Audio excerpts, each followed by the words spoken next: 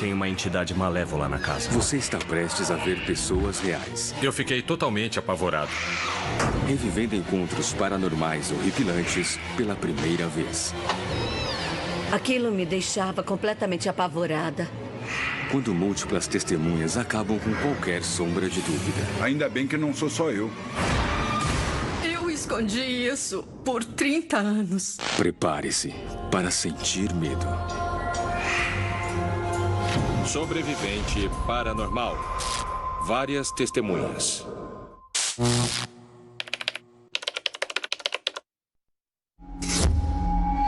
Claquete, História 29, Laurie, Tomada 1. As minhas lembranças da casa dos meus avós são lembranças muito assustadoras, de dar pesadelo. Eu morria de medo de ir lá. Eu nunca me senti confortável. Eu tinha a sensação de que tinha sempre alguém me observando. Eu sempre ficava tensa, achando que alguma coisa ia acontecer. Laurie não sabia como explicar às outras pessoas a sensação de mau agouro que ela sentia na casa. Eu lembro que estava na casa, sentada na sala de estar, e ouvi alguém rindo lá em cima. Eu sabia que não tinha ninguém lá em cima. E eu não vi ninguém. Mas eu sentia que tinha mesmo alguém lá.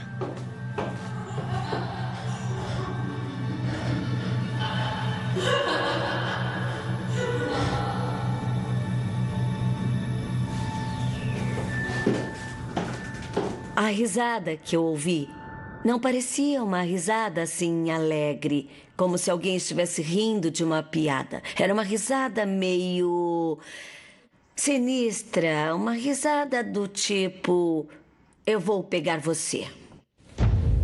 Laurie não era a única sensível à atmosfera da casa. O primo dela também sentia.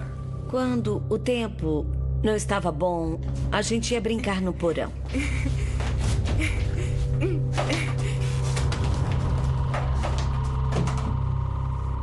O aquecedor ficava em um dos cantos.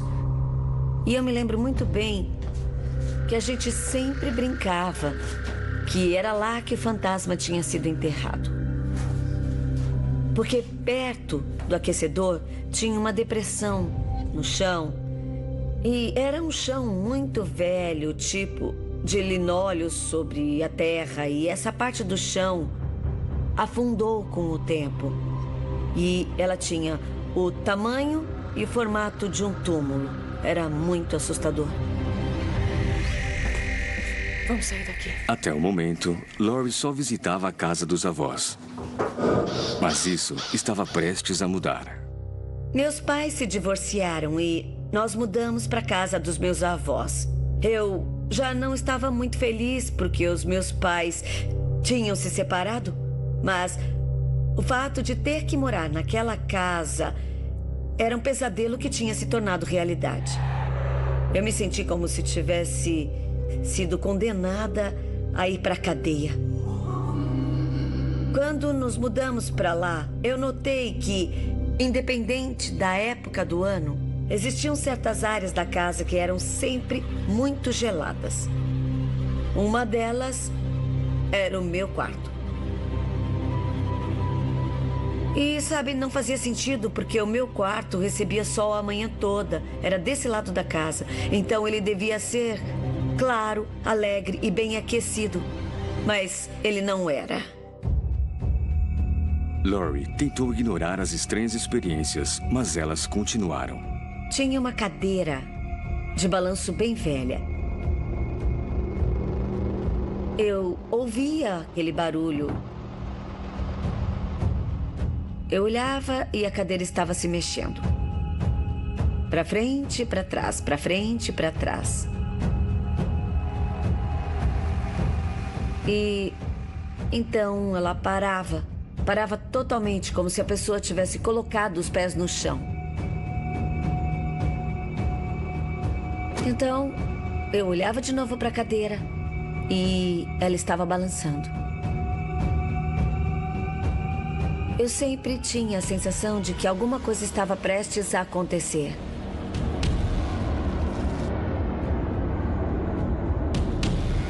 Eu odiava aquela cadeira. Aquela cadeira me deixava completamente apavorada. E quando eu me levantava para ir contar para minha avó, ela parava.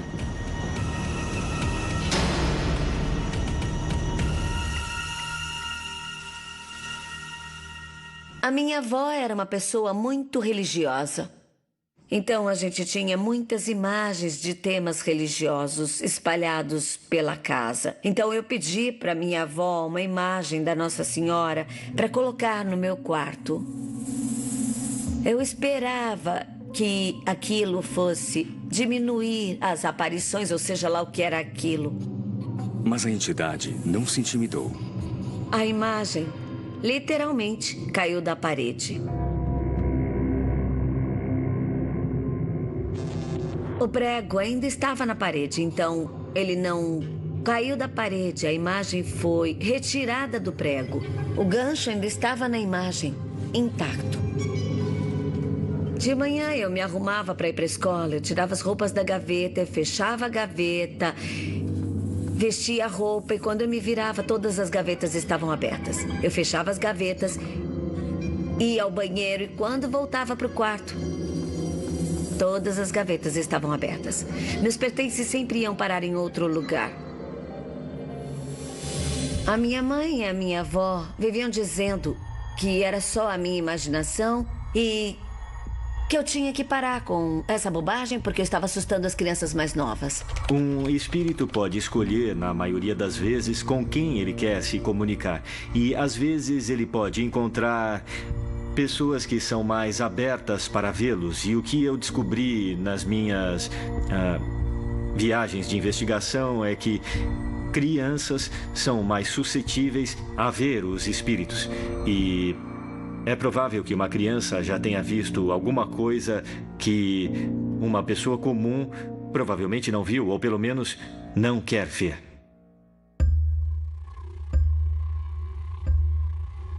As coisas ficaram muito mais intensas no meu quarto, especialmente.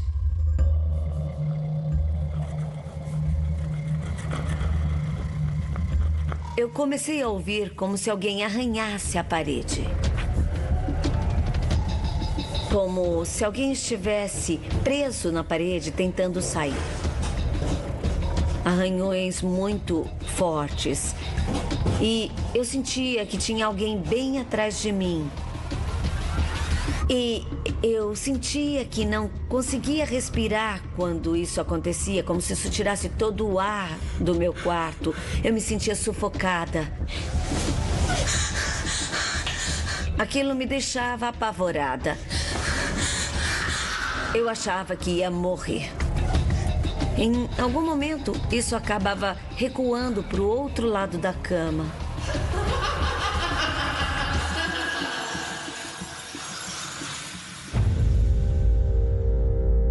Até agora, só Laurie tinha presenciado fenômenos estranhos na casa. Mas não seria assim por muito tempo. Teve um dia, acho que eu tinha 16 ou 17 anos e chamei um amigo para dormir em casa porque a gente tinha saído, ele tinha pedido o ônibus para casa, então eu falei que ele podia ficar no meu quarto e eu fui dormir no sofá. Ele desceu bem no meio da noite. Eu nunca vou me esquecer disso. Eu estava dormindo no sofá e ele me acordou e disse: eu vou para casa. Eu não consigo dormir no seu quarto. Ele disse que alguma coisa acordou ele. Era escura, estava bem em cima dele.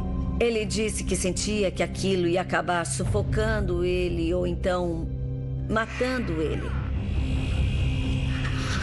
Quando isso aconteceu, então eu percebi que aquilo não era só eu não era doida.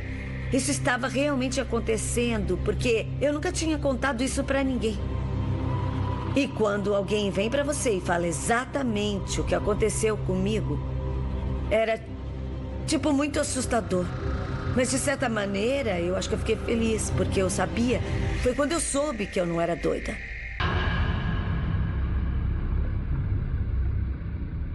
Então, um dia, as minhas amigas e eu resolvemos tentar descobrir quem poderia ser. E o que ele realmente queria fazer. Então, decidimos usar uma tábua Ouija para tentar fazer contato com o espírito que estava na casa. Então, aquilo começou a se mexer muito facilmente. Eu acho que se mexia deliberadamente. Perguntamos, então, o nome e parecia que a gente estava falando com uma mulher. E ela disse que se chamava Fran.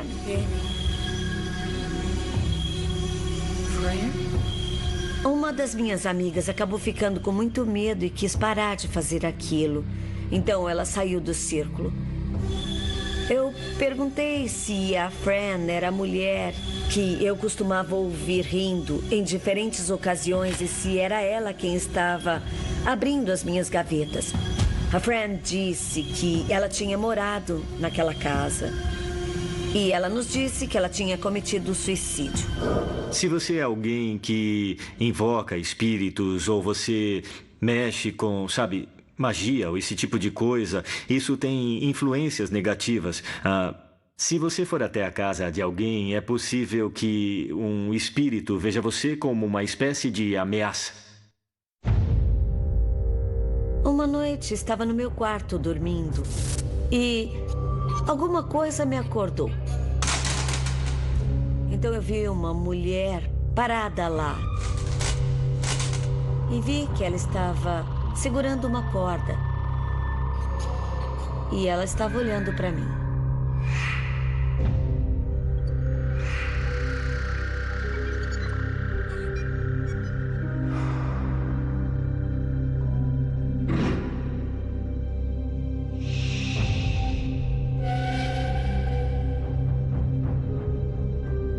Ela colocou a corda em volta do pescoço e apertou um nó.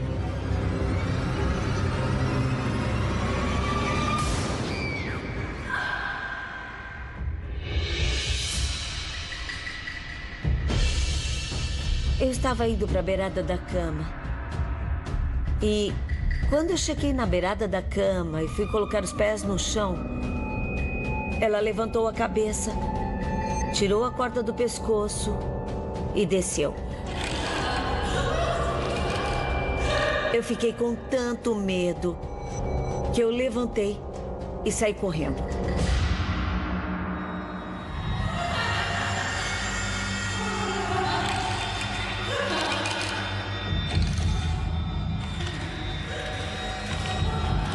Então eu fui ao quarto dos meus avós, que ficava no andar de baixo, e comecei a gritar para poder acordar eles. E a fantasma disse que eles não iam acordar, que ela tinha colocado eles para dormir.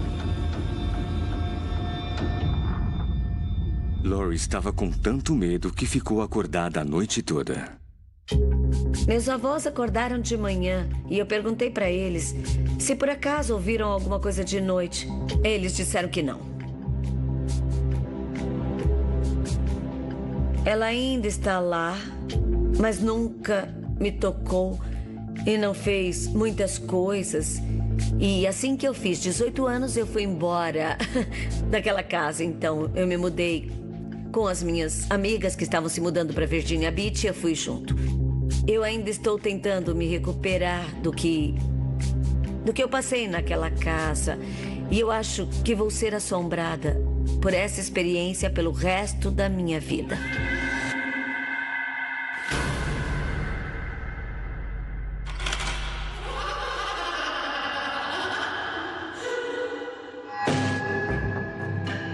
Se mais de uma pessoa testemunha um fenômeno paranormal, isso pode provar que a experiência é real.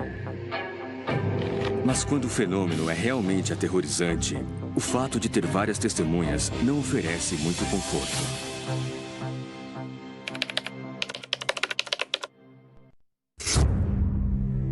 Claquete, História 27, Frank, Tomada 1. Essa é a primeira vez que eu conto essa história publicamente. Quando eu conheci a Márcia, ela era garçonete e trabalhava para mim em um restaurante. Com o passar do tempo, ficamos amigos e começamos a namorar.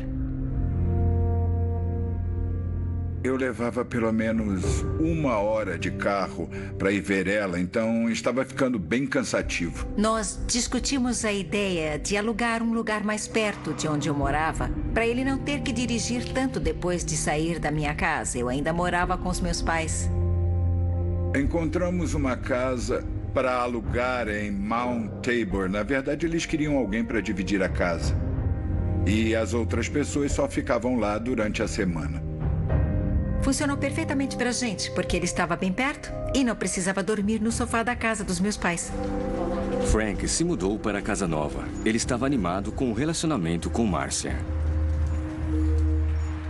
4 ou 5 semanas de eu ter me mudado, eu estava na sala e as cortinas começaram a se mexer.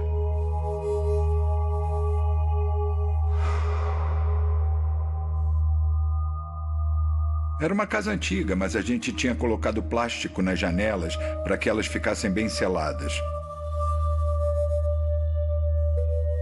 Não tinha motivo para as cortinas se mexerem porque as janelas estavam seladas. Então a temperatura caiu muito.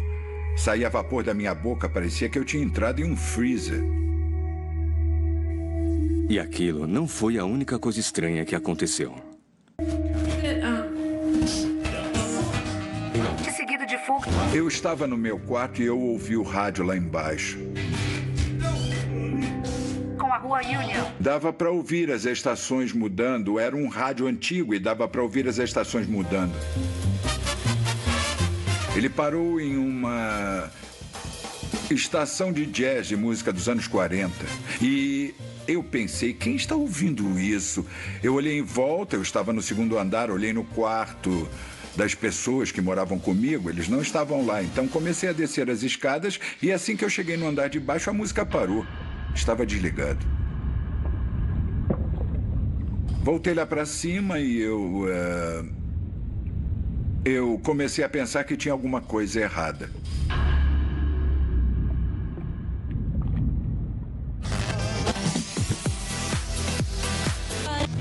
Alguns minutos depois eu ouvi o rádio ligar de novo.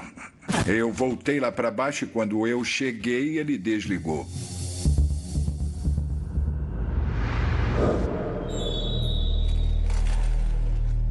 Quando eu ficava no meu quarto, assistindo TV, eu ouvia batidas e golpes, às vezes arranhões. E eu ouvia vozes falando, murmurando. E um dia eu lembro bem que eu estava assistindo TV e eu ouvi atrás de mim no corredor. Então desliguei a TV. Era um murmúrio fraco, então pensei que tinha alguém em casa. Então fui conferir, mas não tinha ninguém. Parou.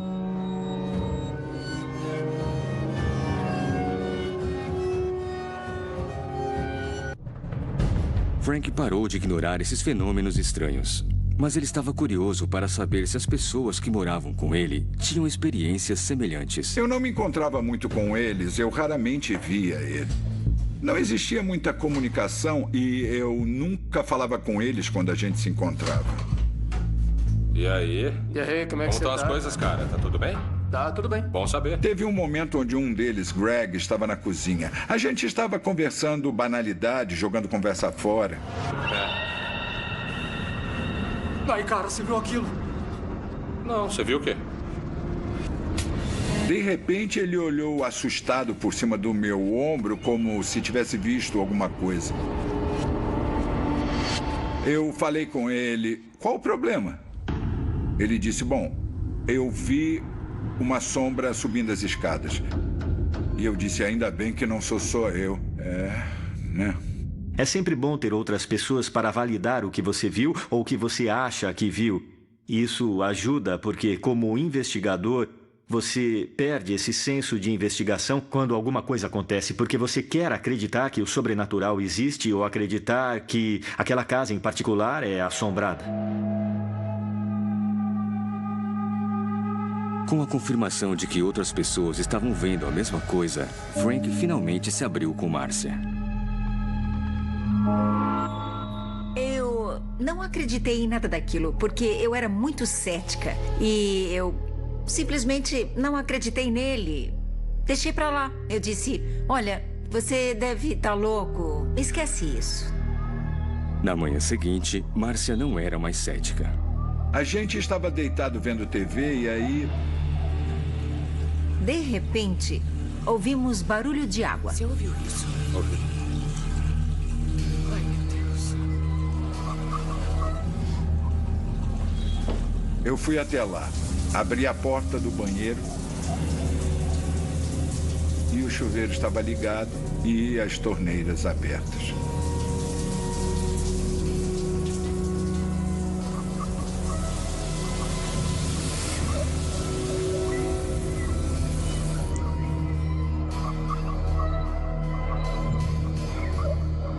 Então eu fechei tudo, deixei a porta aberta, voltei para o quarto. 6 ou 7 minutos depois, de repente começamos a ouvir shhh, e ela falou, não pode ser.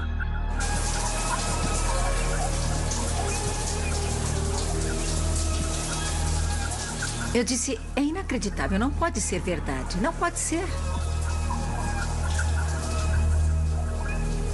Ela saiu correndo da casa o mais rápido que ela conseguia. Porque naquele momento eu disse, não quero mais ficar aqui.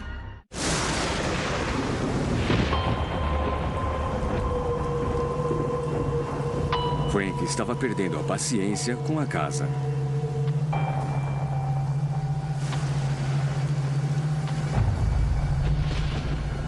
De repente eu ouvi um estrondo de trovões e a energia acabou.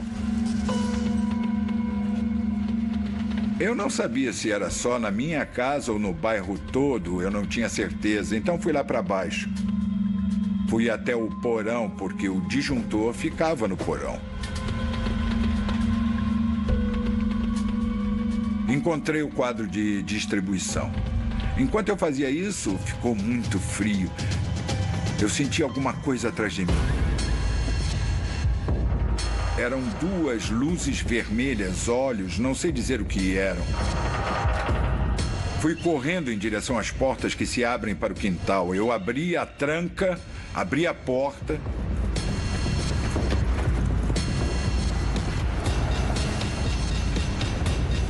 Entrei no meu carro e fui embora. Eu pago o aluguel, não tem problema, mas vou embora. Não ligo, eu estava feliz por sair dali. Voltamos lá, tiramos tudo em menos de 1 hora e eu fui embora.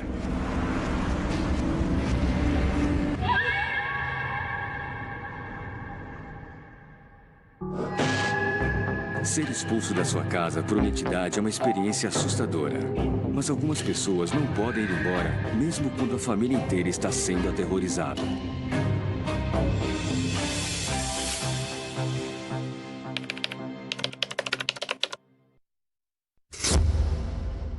História 24, Cheryl, tomada 1. Meu nome é Cheryl Arnott, sou de Lakewood, Pensilvânia. Ken é meu marido. Nos conhecemos na internet há muito tempo. Decidimos nos juntar e arrumar um lugar para morar. Encontramos uma casa que ela parecia uma casa de rancho. Me apaixonei por ela logo de cara porque a cozinha tinha exatamente o tamanho que eu queria.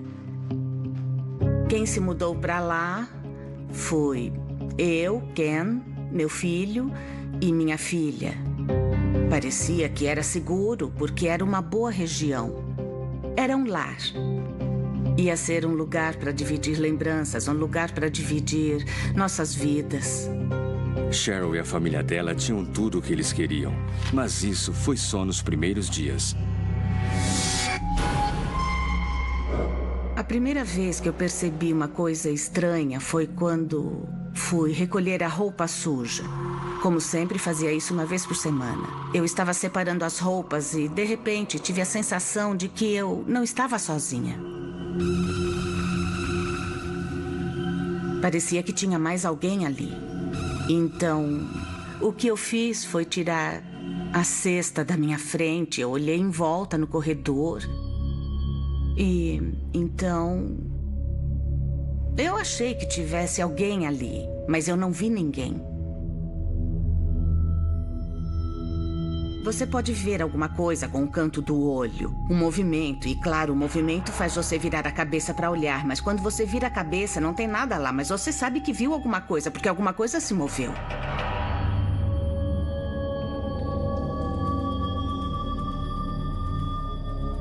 Eu pensei, que loucura, mas tudo bem, tá bom, você tá cansada, tinha que ter uma explicação. Espíritos normalmente podem se mostrar de várias maneiras. Pode ser através de um ponto frio, pode ser que você veja alguma coisa com o canto dos olhos se conseguir olhar depressa. E muitas vezes o que chamamos, eu gosto de usar o termo corrente fantasma. De repente, você sente uma brisa, ela pode passar por você, ou talvez alguma coisa se move, uma cortina, um objeto, só para você saber que eles estão ali. Eles podem fazer isso. É mais uma forma de comunicação, é uma manifestação de energia. Mas a procura de Cheryl por respostas só traria mais perguntas. Eu estava no quarto. E aí senti alguma coisa se esfregando na minha perna. Achei que fosse meu gato. Então, fui afastar o gato e quando eu olhei não tinha nada lá. Então, não era o gato. Estava se esfregando na minha perna, estava insistindo em chamar minha atenção. Você não pode, sabe... Palavras não podem descrever a sensação, porque você pensa que é só que não é real, porque não poderia estar acontecendo. É assustador, porque é um contato físico. Alguma coisa encostou em mim e eu não via nada encostando em mim. Não dá para entender.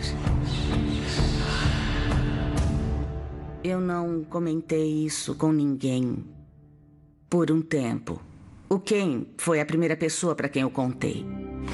Ele não acreditava no que ele não tinha sentido nem tinha visto. Cheryl tentou ignorar os acontecimentos estranhos e seguir com a vida dela. A Bonnie veio morar com a gente uns 2 ou 3 anos depois que compramos a casa. Ela é como uma mãe para mim.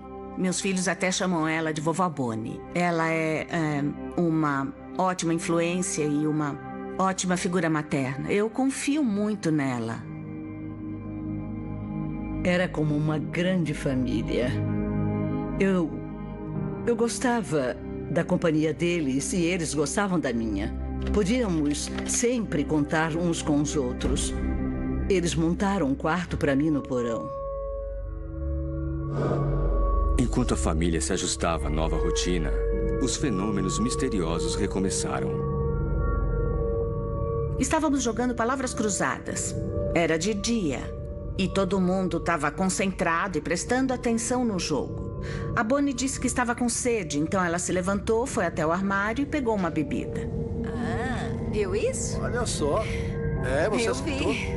De repente, eu olhei para a lata e ela se mexeu. A lata estava se mexendo sozinha. Eu cutuquei o Ken. Fiquei apavorada. Eu não conseguia falar. Eu estava boquiaberta. Eu fiquei apontando e cutucando e apontando para aquela coisa, fazendo... Não saía mais nada. Então, de repente, a lata fez... Eu estava apavorada, porque eu pensei que a qualquer momento a lata ia sair voando. Ela não ia me acertar, eu estava pronta para sair correndo. Quando nós 3 vimos, a gente sabia que tinha alguma coisa naquela casa. E essa coisa queria chamar nossa atenção, mas quem, o quê, por quê, onde, tudo isso eu não tenho a menor ideia. O nosso maior medo era o que poderia acontecer depois. A família estava no limite. Depois daquele dia, a atividade na casa começou a aumentar e toda vez que eu estava saindo da cozinha, indo para a sala e eu via alguma coisa se aproximando, eu achava que era o Ken, porque a sombra, ou seja, lá o que era do tamanho dele.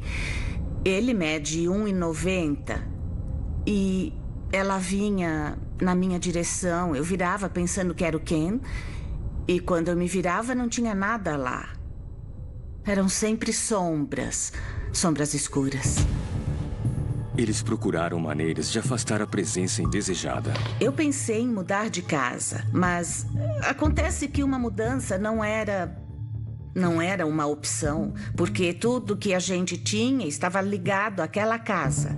A gente não podia dizer, tá legal, cansei de você, casa, adeus. Não dá pra colocar tudo na bolsa e simplesmente ir embora. Não tínhamos pra onde ir. Bonnie logo se arrependeria da decisão de se mudar para aquela casa. Eu estava na mesa, eu estava sozinha. Estavam todos dormindo. Eu ouvia um barulho atrás de mim. Eu achei que fosse uma das crianças que estava tentando me assustar.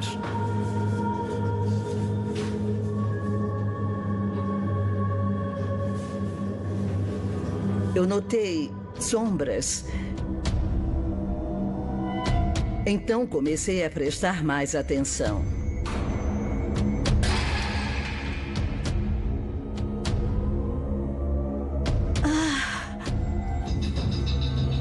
Era uma lembrança preciosa que eu colecionava. Uma tigela de vidro caiu no chão e se espalhou por todo lado. Menos o anjo no interior. Ele ficou intacto, a não ser a cabeça. A cabeça foi cortada. Naquele momento eu sabia que tinha alguma coisa ali. Mas eu não... Em nenhum momento eu achei que era amigável. Se fosse amigável, não ia te deixar com tanto medo e eu não ia querer sair correndo. Se fosse amigável, eu não faria isso.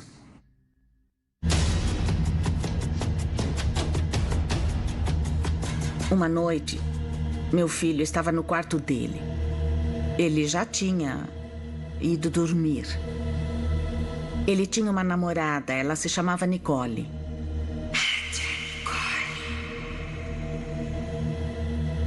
Ele ouviu uma mulher do lado de fora do quarto dele, falando para ele matar a Nicole. Ele disse que ela fez isso por uns 5 minutos.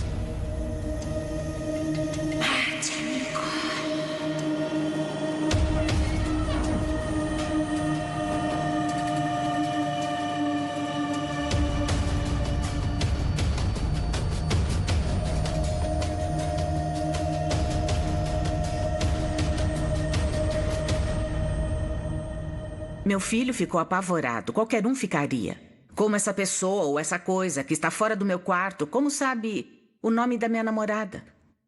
Como ela sabe alguma coisa? O que mais ela sabe sobre mim? O que mais ela vai dizer?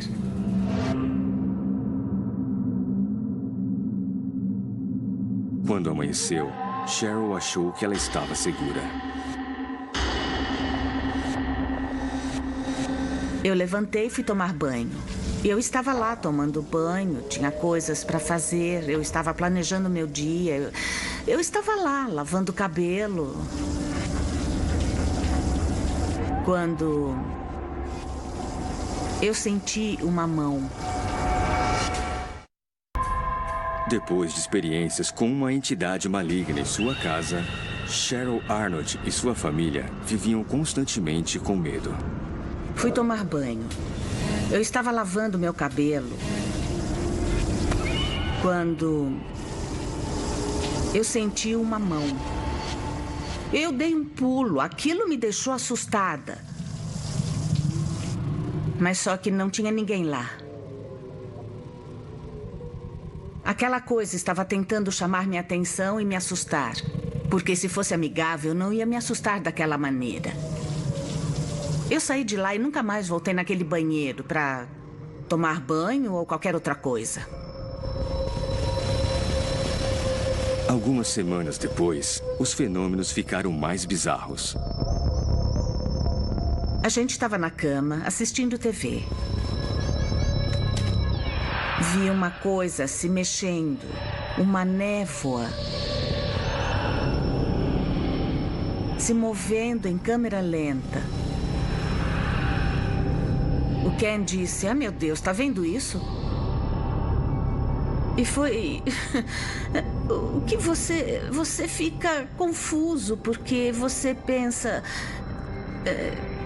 isso não é normal, isso não acontece, isso é uma loucura. Ninguém estava dormindo, ninguém acordou de um sonho.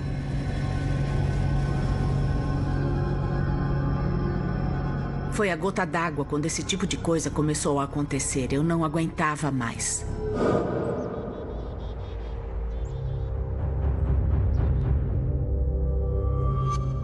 Fui até a cozinha, estava conversando alguma coisa com o Ken, eu não lembro o que era.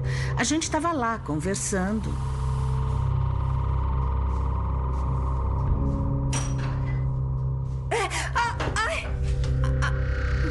Alguma coisa me empurrou. Eu bati na porta e caí. Eu caí de costas no chão. O Ken veio me ajudar, eu pensei, meu Deus, eu estava lá e não foi... Tipo, sabe, o chão não se mexeu, eu não estava pisando em gelo, nem nada do tipo. Isso é óbvio, sabe? O que aconteceu é que alguém me empurrou. Eu fui empurrada. Eu fui jogada, não era nada amigável. Se fosse uma pessoa na rua, sabe? Uma pessoa não ia admitir isso, porque você pode chamar a polícia se alguém te empurra assim, desse jeito. Sempre que anoitecia, a família tinha medo do que poderia acontecer. Eu estava deitada uma noite e, sabe, parecia que tinha alguém ali. Parecia que tinha alguém atrás de mim.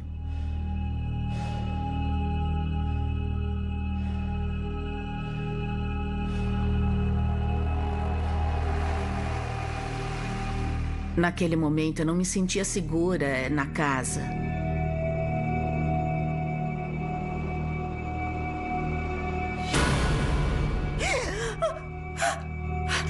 Era uma mulher dessa altura, de pé. Não era uma criança, era uma mulher adulta.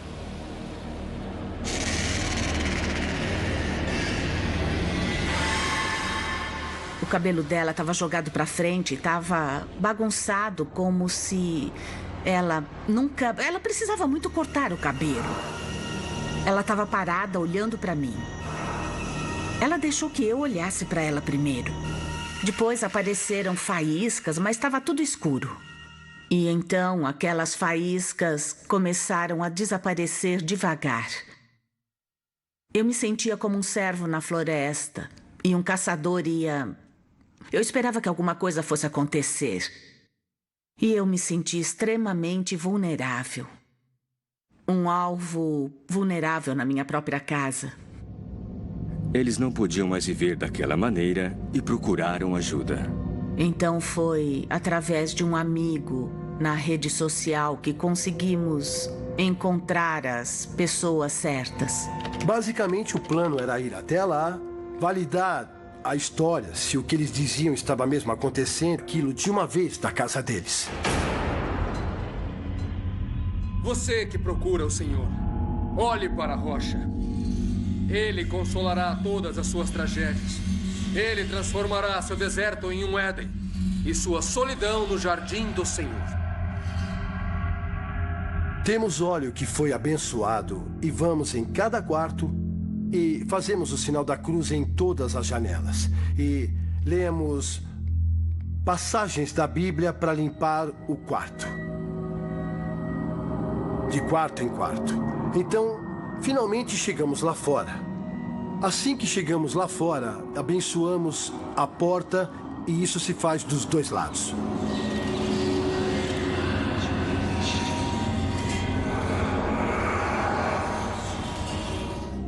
Depois que o Keith e a equipe dele vieram, ficou tudo muito mais calmo. Agora eu posso respirar aliviada e não ficar preocupada com o que eu vou ouvir ou o que eu vou ver agora. Foi Deus que enviou ele, é isso que eu penso. Ele foi enviado por Deus. Ele e a equipe dele são pessoas incríveis.